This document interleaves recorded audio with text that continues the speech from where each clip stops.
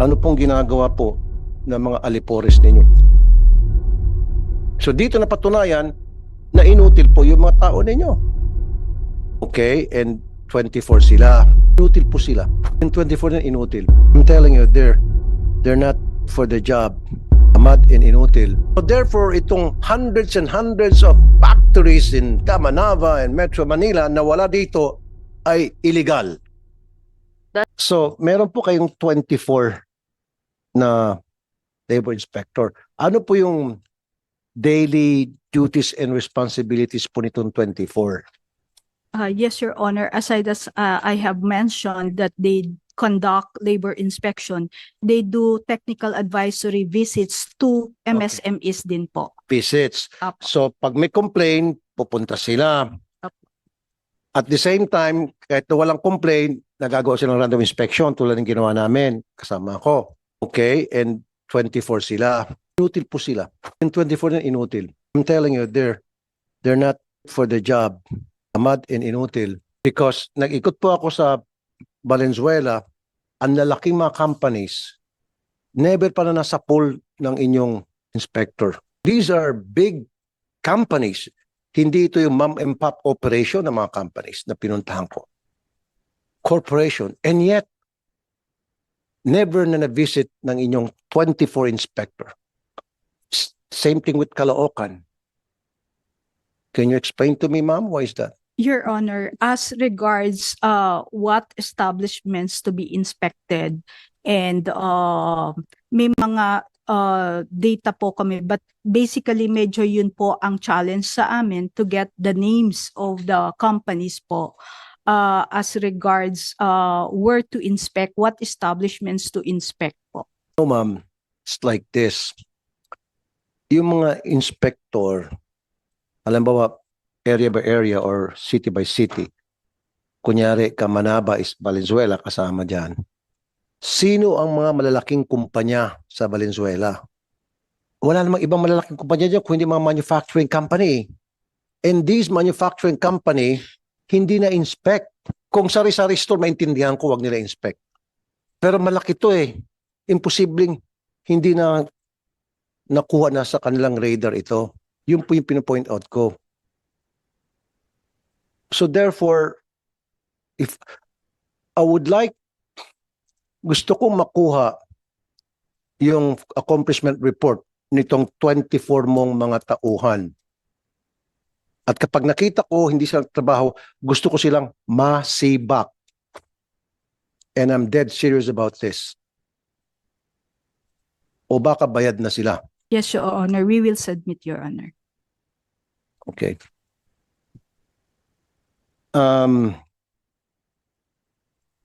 Mamaya magpa-follow up ako doon sa mga napasyalan namin.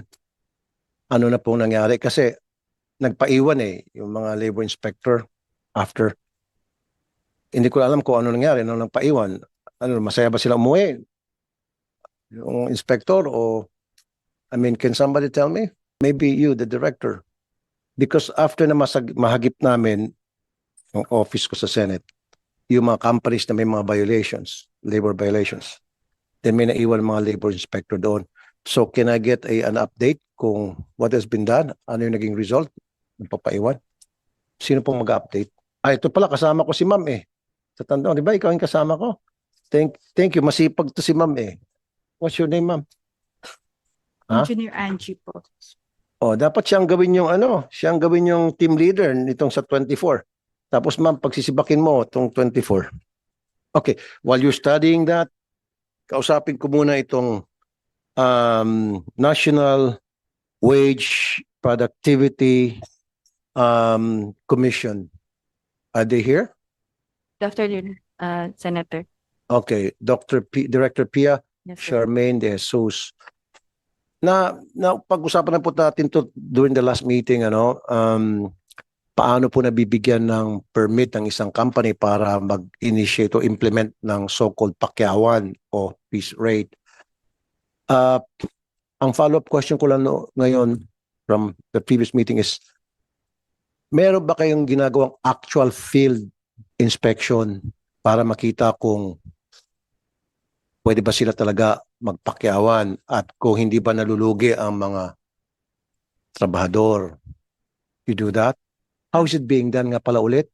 Yung tinatawag na time and motion time study and po. motion study. Yes po. Magandang hapon po, Senator. Yun pong, bago po makapag-come up, sir, ng piece rate, kailangan pong magsagawa ng tinatawag po na time and motion study. And it's only possible, sir, kapag ka nagpunta po yung ating staff from the Regional Tripartite Wages and Productivity Board para isagawa po yung tinatawag na time and motion study where they observe, sir, the processes being done by the workers and at the same time, sir, the working conditions in the company.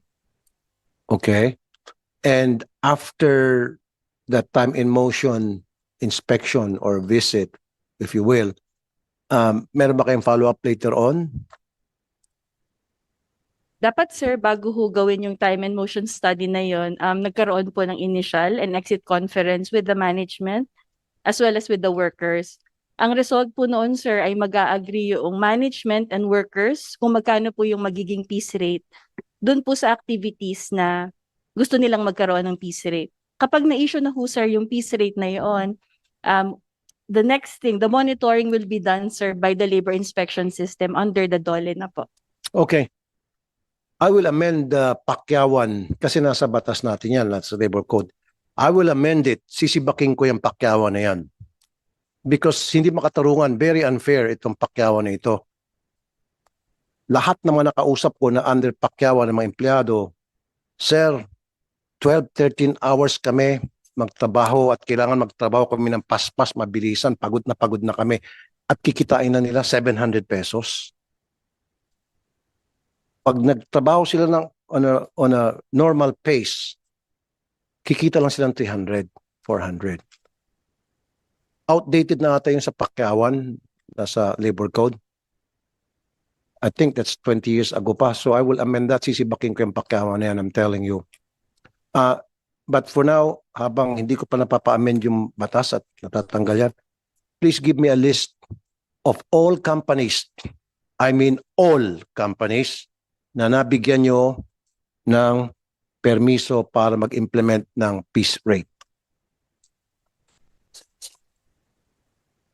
If I may, Mr. Senator, Now, pag wala sa listahan na yon, then I will make an announcement, radio, TV, social media.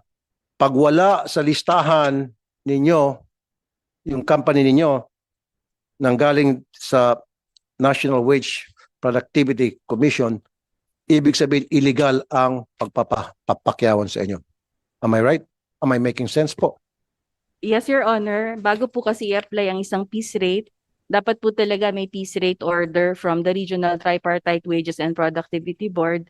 And if I may update, Senator, we are in constant coordination po with your staff and you have been provided, your office has been provided, sir, with the list of companies with piece rate orders issued by Regions NCR and Calabarzon, sir. Okay. Mhm. All right. Here, I have a list already. A Yes, very, sir. very short list. 1, 2, 3, 4 lang ang nabigyan nyo sa NCR. Yes, Your Honor, that's for 2024. So therefore, itong hundreds and hundreds of factories in Camanava and Metro Manila na wala dito ay illegal The ang kanilang pagpa-implement ng pakyawan. The assumption, sir, is that they should be paying the minimum wage, sir. Okay. 4 sa NCR, 13 sa Calabarzon. And yet, hundreds and hundreds of factories ginagamit yung pakyawan na meron doon silang license sa inyo para mag-implement ng pakyawan. So, who's supposed to be monitoring this? Is that DOLE? Again? O, ba't namamonitor po, ma'am? Ayan lang pala. All you need to do, pag nag-inspect kayo, hawak-hawak nyo ito. O, hawak. O, sabihin nyo, o, company A, wala ka sa listahan, ba't ka nagpapakyawan? So again, babalik ko dun sa 24 na tauhan niyo po inutil. Sibakin niyo po yun. Ipa-lifestyle check niyo po siguro, mas maganda. Ayan po, konti lang pala. Akala ko marami. I was thinking hundreds ang nabigyan ng pakyawan piece rate. permit. Napakunti nito. O ma'am, grabe naman ma'am. Kaya yung mga napuntahan ko, nagpapa-implement ng pakyawan ng tawagan namin at thank you po Director Pia Sherman de Jesus, very effective po yung mga staff ninyo. Very accommodating. Pag tumatawag kami, ang bibilis po agad-agad. Wala sa listahan yan. Puro wala sa listahan, wala sa listahan, wala sa listahan. Dole. Ano pong ginagawa po ng mga alipores ninyo? So dito napatunayan na inutil po yung mga tao ninyo. Totoo po yan.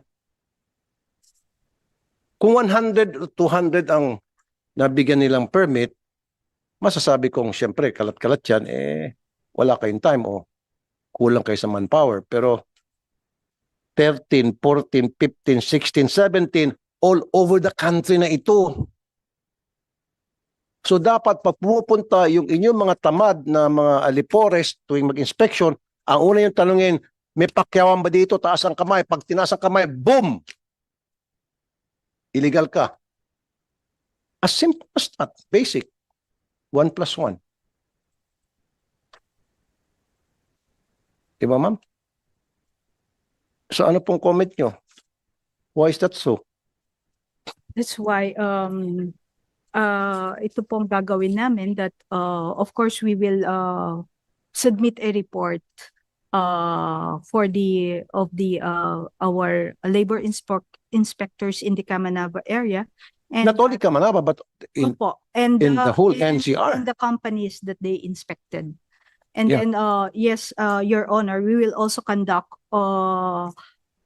inspection on the manufacturing sector. This is what I need you to do. Listen to me, listen carefully, and listen good. Yung mga inspector ninyo na nag-inspect ng mga companies this year, halimbawa 2024, 2025, ibigay nila sa akin yung pangalan ng kumpanya na in-inspect nila. At kapag in-inspect nila yon at hindi nila nasa poll na yun pala ay nagpapapakyawan at hindi nila kinol yung attention, then sibakin natin. Deal? Yes, Your Honor. Very We will good. submit the No, let's submit. Let's make a deal. Bigyan mo ako ng listahan kasi kunti lang to 17. Tama? NCR pala and 4A. Okay, sige. Sorry, not all over the country. For NCR and 4A. 13 sa 4A, Region 4 na yan, malaki yan. And then 4 sa NCR. So give me a list of those manufacturing companies that were visited by your 24 labor inspectors in Kamanaba and your labor inspectors in the NCR. How many companies have they visited? And ano yung naging result ng kanilang visitation? Yes, Your Honor. We will provide At their kapag findings. lumitaw doon, nung pag-visit nila, hindi na na-flag down na meron palang pakyawan, ibig sabihin, they're not effective. Tama? Ibig sabihin, inutil sila. Lalo na kung patuloy pa rin pakyawan. Therefore, it's either suspend natin or tanggalin natin. Fair enough? Your Honor, we will Because if not, I will make a privileged speech disciplinary about action. this. Pati yung secretary ninyo sa Dole, tatamaan sa akin. Pagdating ng budget deliberation, promise me, there will be fireworks. Promise. I promise you. I promise you. There will be fireworks. Upakan ko yung secretary ninyo. Sa pagkatagal-tagal ng panahon po kasi, aping-api na po yung mga magagawa natin. Yan ang sinasabi ko, the rich become richer, the poor become poorer. Ang pinakamasaklap dyan, yung mayaman, yung mga mayaman, dahil sa pang-api sa mga mahirap. Hindi ba masakit po yun?